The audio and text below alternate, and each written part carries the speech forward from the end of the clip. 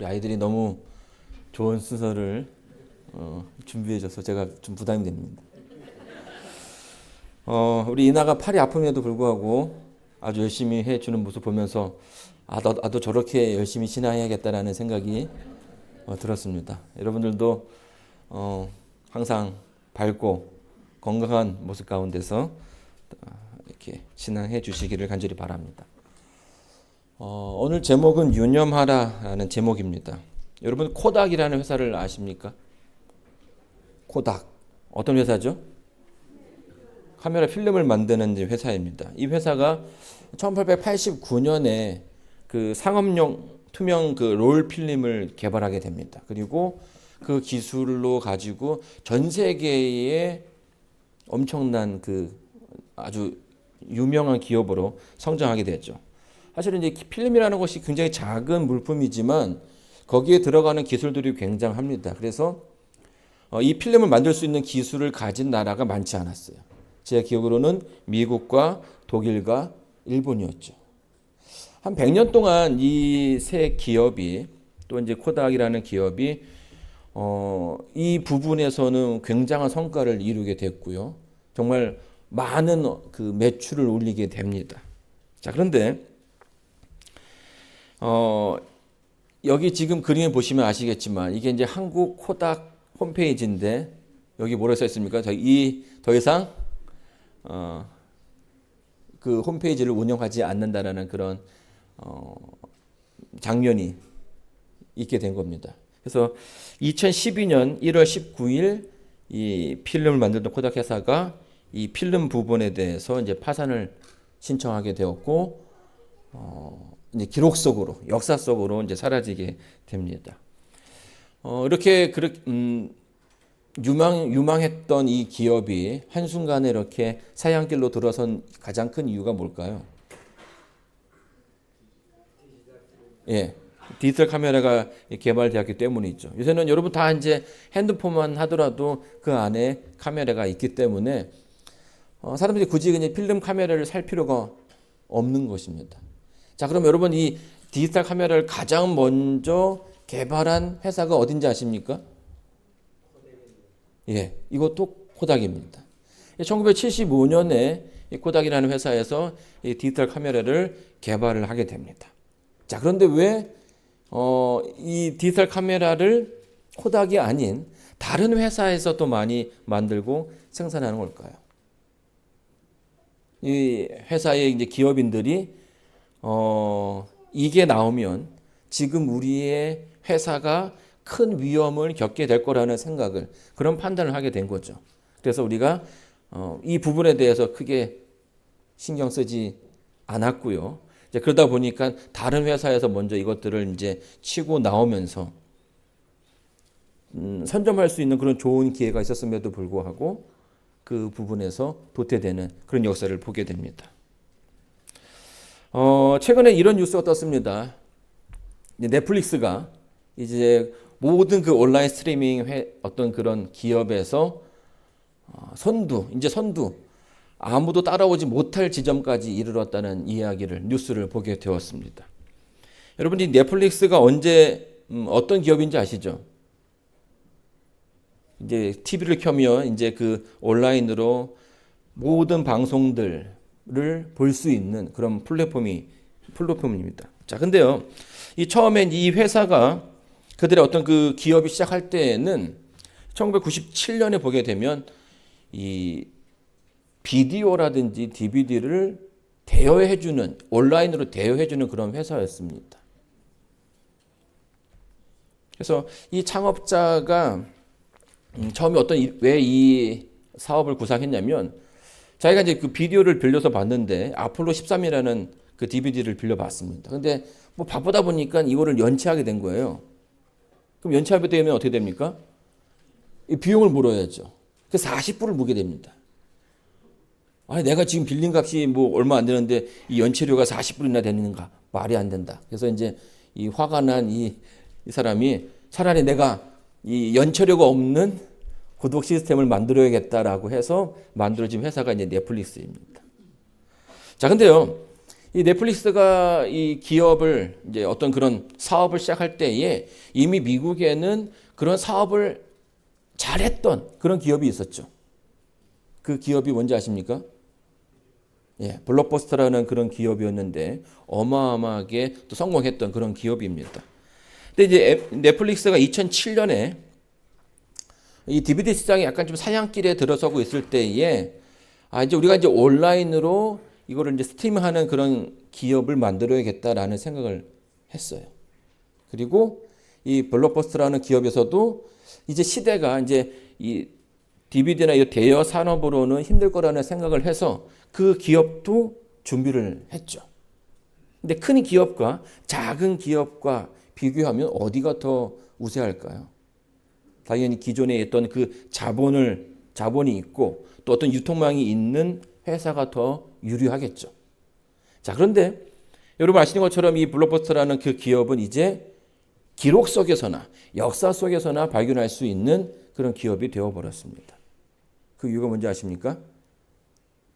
사업을 잘 준비해 오다가 중간에 CEO가 한번 바뀌게 됩니다. 그리고 아직 시대는 이 DVD를 원한다라고 해서 예전에 열심히 잘 준비하고 있던 온라인 사업을 철수를 하게 되죠. 그러면서 돌이킬 수 없는 그런 길에 서게 되었고 결국 그 회사는 사라지게 됩니다. 여러분 이 가치라는 것은요 있다가도 없어지고요 또 시대가 변하면 그 가치의 변화가 생기게 됩니다. 미인이라 하면은 여러분 어떤 이미지를 떠올리십니까? 어떤 사람이 아름다운 사람일까요? 우리 김성우 장로님, 미인은 어떠한 사람이 미인일까요?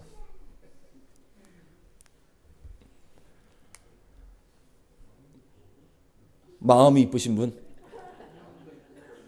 예, 마음도 이쁘고 얼굴도 이쁘고. 네, 이 조선시대의 미인상을 한번 좀 보게 되었습니다. 여러분이 여기에 해당하는지 한번 살펴보시기 바랍니다. 얼굴은 어떻게 됩니까? 동글동글해야 하며 쌍꺼풀은 있으면 안 좋습니다. 눈썹은 뚜렷하며 눈은 초롱초롱해야 하고 골반은 약간 커야 됩니다. 그리고 약간 통통한 것이 좋다라고 이야기하고요. 말과 글에 능해야 하며 입술은 약간 도톰해야 하며 코는 너무 높지도 않고 낮지도 않고 옆으로 둥근 코가 더 복코죠, 복코. 턱도 각이 지는 것보다는 둥근 것이 좋다라는 것입니다. 자, 그러면 왜 이 과거에는 이런 부분에 대해서 복이 있다라고 또 미인이라고 얘기를 했던 것일까요? 각이 있으면 각이 지면 어떻게 생각한 거예요? 약간 성격이 뭐가 낫다라는 생각을 했다라는 것입니다. 또 이 쌍꺼풀이 생기면 두지살림을 할 수 있다라는 얘기를 그래서 이제 안 좋게 여겼다라고 얘기합니다. 그래서 사실 저희가 보게 되면 이 조선시대에는 이 쌍꺼풀이 있는 사람들이 많지 않았던 것 같아요. 자, 그리고 코는 둥글수록 복코라고 이야기하고요. 코가 또 약간 좀 높으면 어른들이 별로 안 좋아합니다. 왜요? 콧대가 너무 높다고 라고 얘기하죠. 이 골반이 또 넓은 것을 선호하는 이유는요. 이 조선시대가 이제 농경사회였기 때문에 아이들을 많이 낳을 수 있는 이제 그런 어떤 그 환경에서 그런 선호가 생기게 되는 것입니다. 그리고 눈썹이 너무 얕으면 약하다라고 생각했고요. 또 너무 짙으면 그것도 썩 좋지 않다라는 생각을 하게 됩니다. 그리고 키는 큰 것보다는 작은 아담한 그런 사이즈를 선호하게 된 거죠. 자, 그러면 오늘날 이 미인의 기준은 어떻게 바뀌었을까요?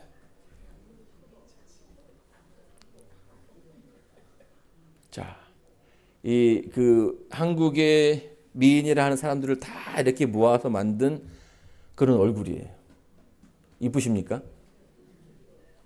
네. 그 바로 전에 그 사진과 비교하면 어떻습니까? 많이 달라졌죠. 그러니까 미에 대한 기준이 바뀌었다라는 거예요. 이 불과 한 100년 만에 이렇게 많은 변화를 가지고 오게 된 것입니다. 시간이 흐르면 가치에 대한 변화가 생기게 되고 어떤 그 기준에 대한 변화가 생기게 되는 것입니다.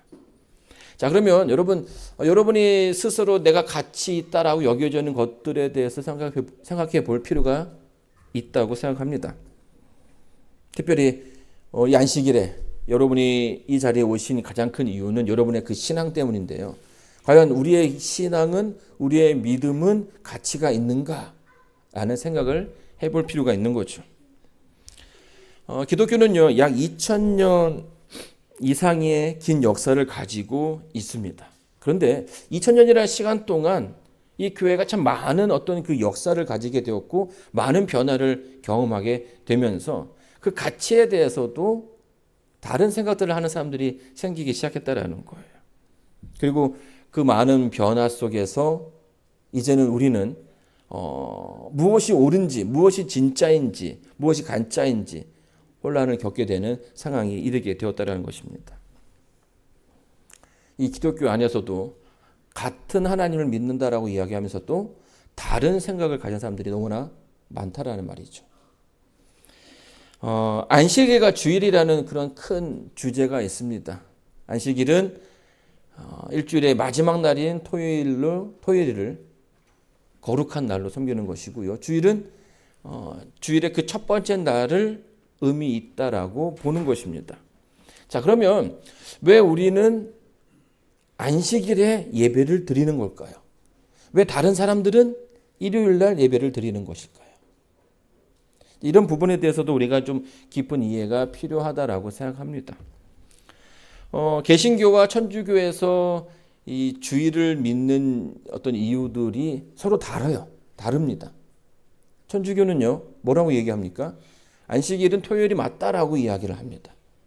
하지만 이 안식일의 어떤 그 신성성, 그 하나님께서 그 복을 주신 그 의미가 있는 그 날을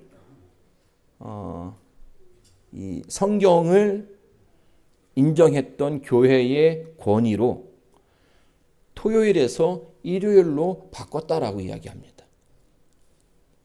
그러니까 그들이 왜 일요일 날 드리는 예배를 드리는지 아시겠죠? 교회가 그 신성성을 토요일에서 일요일로 바꿨다라는 거예요.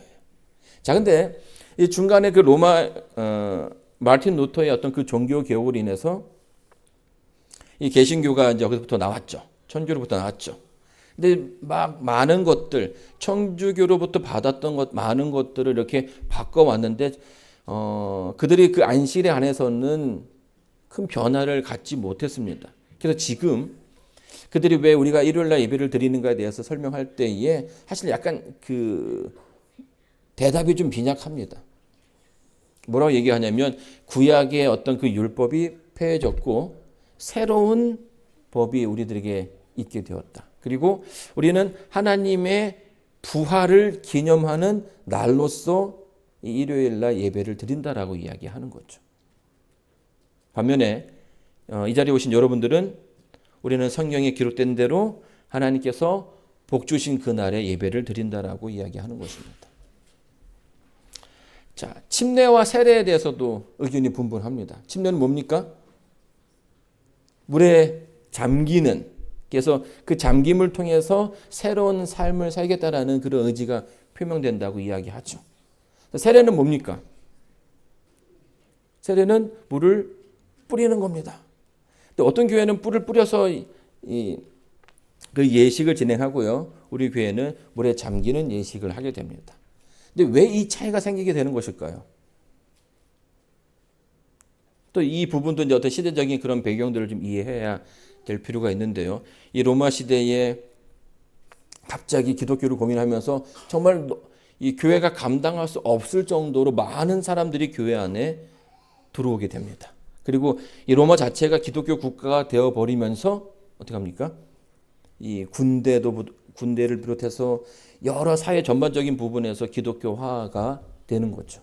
근데 많은 사람들이 들어오기 때문에 일일이 다 침례를 주기가 힘든 거죠. 그래서 이 로마의 군대 같은 경우에는 한 군대에 뭐 6,000명, 8,000명씩 되는데요. 군단이 어떻게 다 일일이 다 침례를 주겠습니까? 그래서 이 바가지에다 물을 담아가지고 이게 팍 뿌리면서 이 물방울이 받은 사람들은 다 그 물에 맞은 사람들은 다 침례를 받은 거다라고 그 설명하는 경우도 있었다라는 거죠.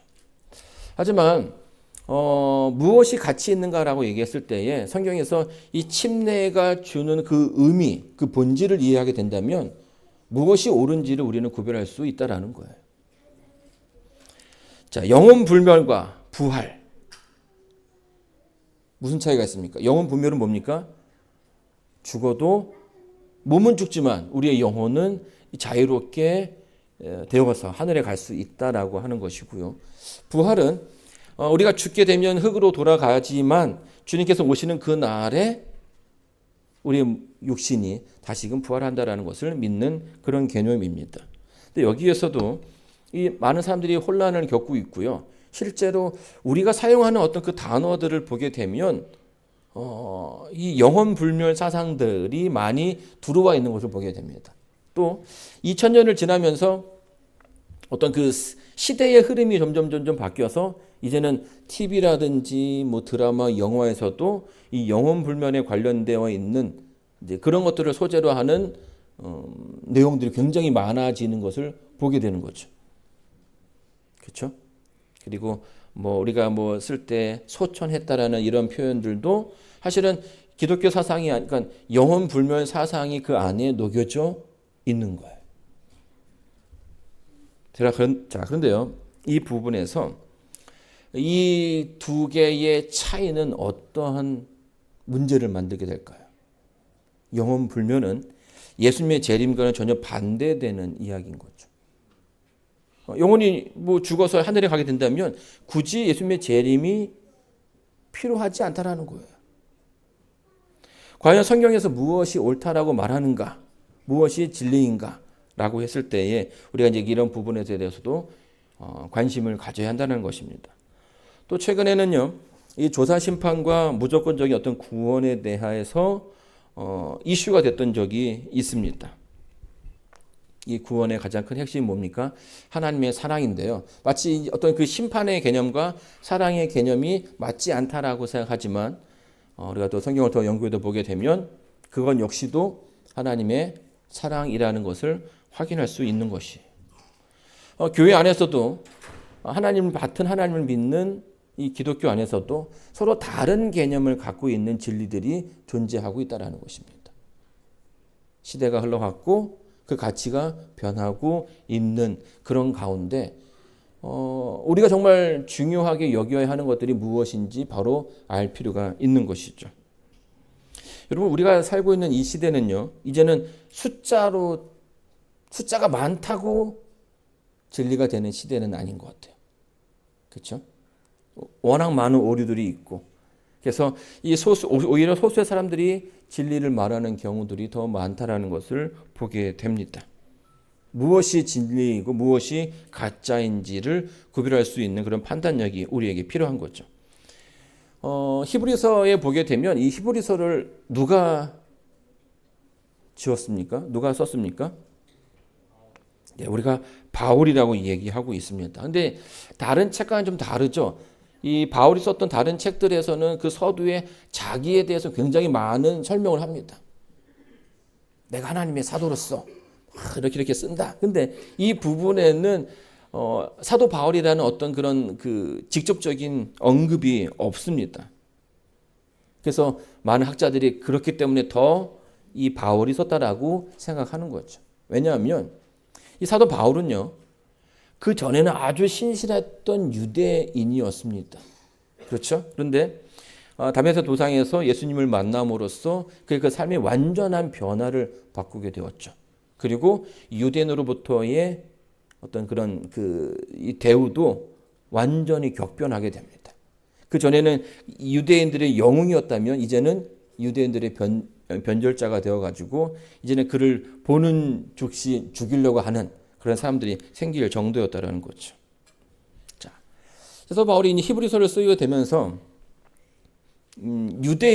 그런 유대인들을 대상으로 쓰게 된 것입니다. 가치의 변화를 경험하고 예수님을 만남으로써 새로운 삶을 살게 되면서 유대 우월주의였던 신앙에서 하나님 중심의 신앙을 하게 되었고, 또 예전에는 어떤 행함, 자기 어떤 그런 그 보여지는 것으로 가치를 먹였다면, 이제는 믿음을 통해서 무언가를 하나님을 따르고자 하는 그런 모습으로 그가 바뀌게 된 것이. 그런 가운데서 이 유대인들에게 가치가 무엇이냐, 무엇이 중요한 것인가에 대해서 이야기를 하고 있는 것이죠. 그리고 그 기별이 어쩌면 이 마지막 시대를 살고 있는 우리들에게도 큰 도움이 될 거라고 생각이 됩니다. 이 히브리서 2장 1절에 보게 되면 이렇게 이야기합니다. 그러므로 우리는 들은 것에 더욱 유념함으로 우리가 흘러 떠내려가지 않도록 함이 마땅하니라. 여기서 이 흘러 떠내려간다라는 이 표현은 손가락에서 꼈던 그 반지가 빠져버린 거예요. 나도 모르는 사이에 빠져버렸을 때 쓰는 단어가 이제 흘러 떠내려가다는 단어이고요. 또 항구에 잘 정박되었던 배가 이 줄에 묶여져 있지 않습니까? 배가 파도에 휩쓸려서 왔다 갔다 하다 보면 이 꽉 묶여진 줄이 헐렁해질 때가 있습니다. 그리고 그게 풀어지게 되면 어떻게 되는 겁니까? 자기도 모르는 사이에 배가 바닷가로 떠내려가는 거죠. 사도 바울이 우리의 신앙이, 그 유대인들의 그 신앙, 정말 내가 가지고 있다라고 생각하는 그것이 나도 모르는 사이에 우리의 그 삶 속에서 떠내려갈 수 있다라는 얘기를 해주고 있는 거예요. 자, 여러분들 이런 생각은요, 우리만 하는 것이 아니었죠.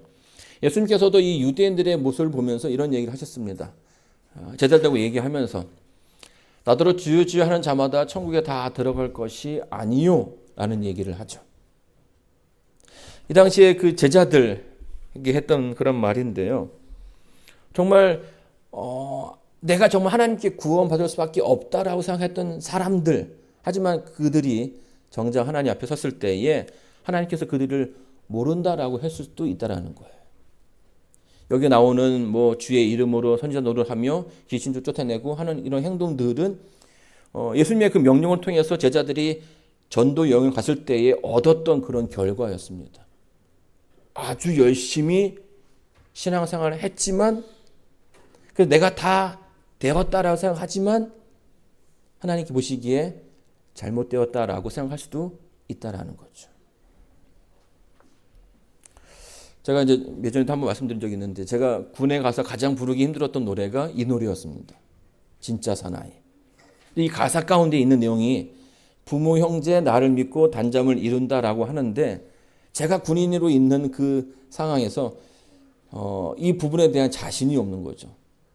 내가 이 나라를 지키고 있어야 되는 군인이지만 내 이 체력과 어떤 그런 그 정신 상태가 좀 괜히 좀 부담이 되는 그런 상황이었습니다. 자, 그런데요, 제가 이 목회를 하면서도 이런 경험들을 참 많이 하게 되었습니다.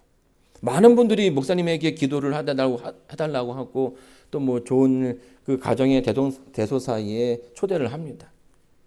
그런데 이제 어느 순간에 나에게 왜 나한테 오실까라는 생각이 드는 거죠. 나는 내가 뭐 이렇게 누구를 막 축복해 줄 만한 그런 능력이 없는데.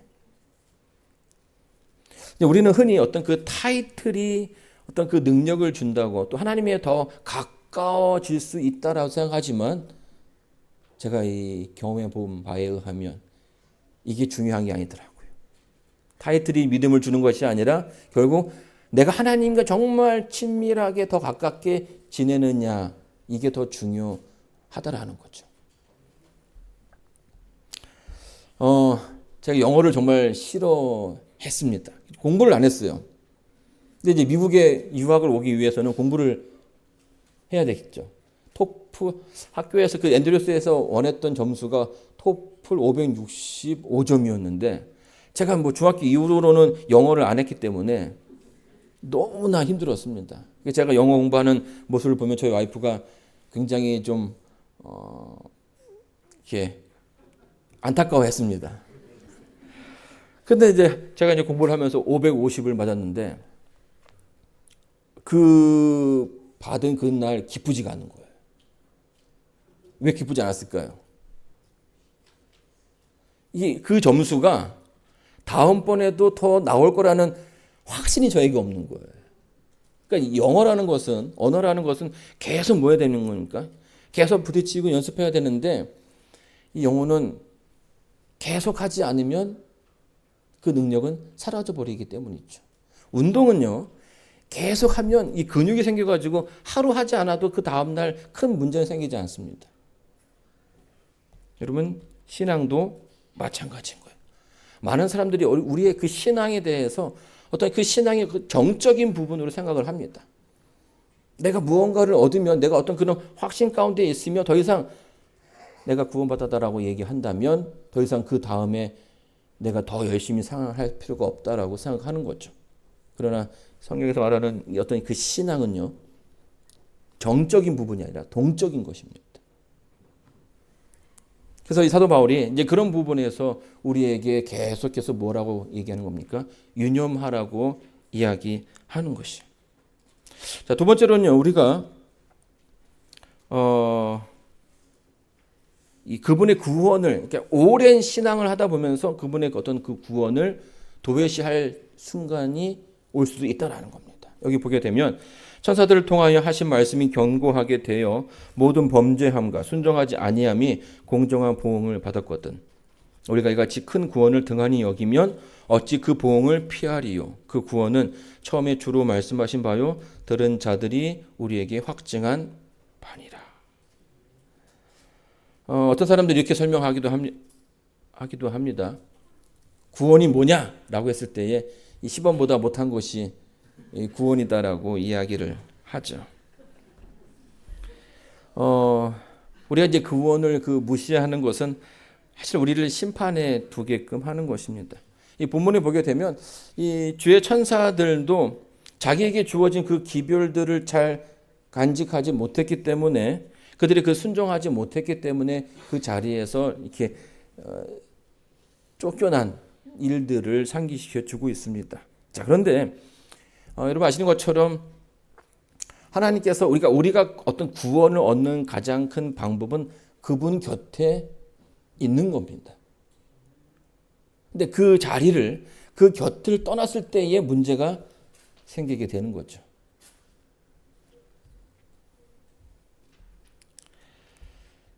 자, 우리 계시록에 보게 되면 볼지어다 구름을 타고 오시리라.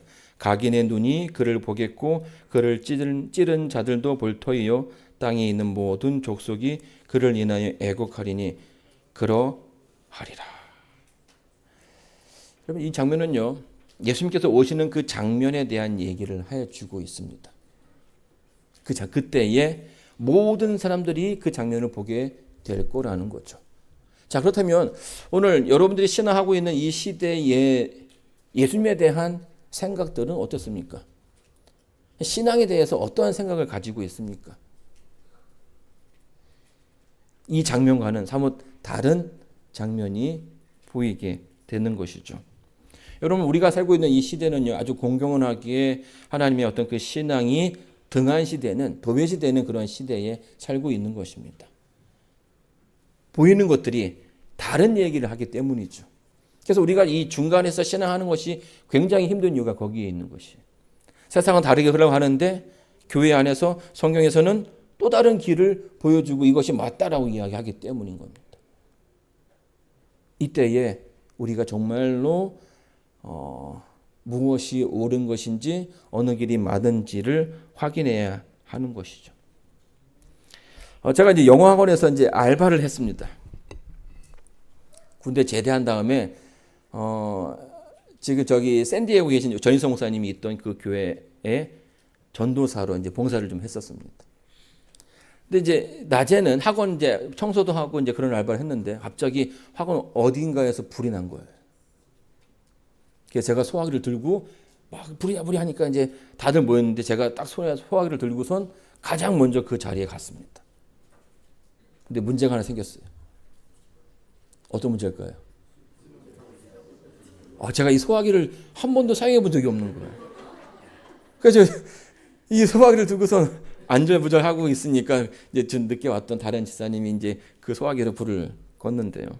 여러분, 이런 문제가 우리에게 생길 수 있다라는 거예요. 우리 신앙은요, 예수님의 그 재림을 기다리면서 신앙을 하는 것입니다. 어쩌면 가장 먼저 그 자리에 설 수 있지만 정말 중요한 것을 놓칠 수도 있다라는 거예요. 새벽 4시에 저희 집에 종종 그 새벽에 저희 콘도에 그 사이렌이 울릴 때가 있습니다. 근데 한번 새벽 4시에 사이렌이 울린 거예요. 그러니까 보통은 낮에 울리는데 뭐 점검하기 위해서 낮에 울리는데 이날은 새벽에 4시에 울렸습니다. 정말로 불이 났구나라는 생각이 들 수 있는 거죠. 그런데 사람들이 막 반응이 그렇게 막 그렇지 않아요. 저도 막 나가서 어디 불 났나 뭐 이렇게 이제 보고 말았는데 갑자기 우리 둘째 가연이가 방에서 가방을 하나 메고 나오는 거예요. 그 가방 안에는 뭐가 있었냐면 이 아주 옷, 성경책, 그래서 당장 나가도 될 만한 그런 그 물건들이 거기에 있던 거예요. 제가 저걸 보면서 깜짝 놀랐습니다. 나는 지금 불이 났다고 해도 아무런 준비가 안 돼 있는데 우리 딸은 대단하구나. 여러분, 우리가요, 성경에서 계속해서 하는 말이 뭐냐면 유념하라는 것입니다. 유념하여 그 마음을 쏟아 몰두하고 전념하라는 것입니다.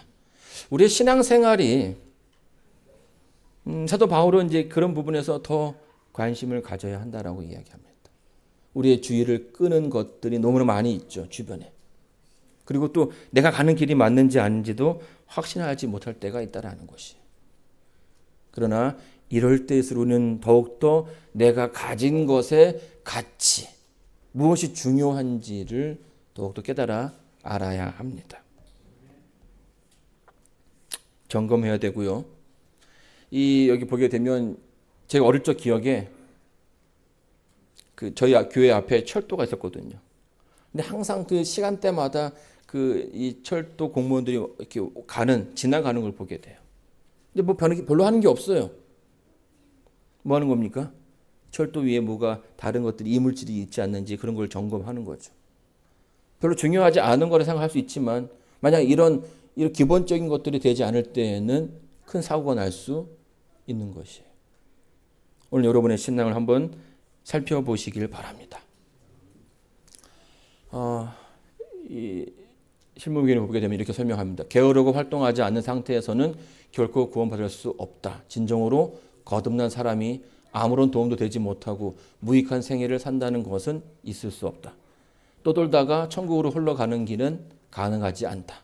게으른 병이는 그곳에 들어갈 수 없다. 여러분의 그 신앙이 무엇인지를 확인하셔야 되고요. 그 가치를 지키기 위해서 노력하셔야 되고 늘 매 순간순간마다 하나님과 동행하시고 그 곁에 있게 되기를 준비하셔야 됩니다. 이런 준비가 주님 오시는 그날에 그 대열 가운데 설 수 있게 해 줄 것입니다. 주님 오시는 그날이 빨리 오게 되기를 바라면서 오늘 말씀을 마치겠습니다.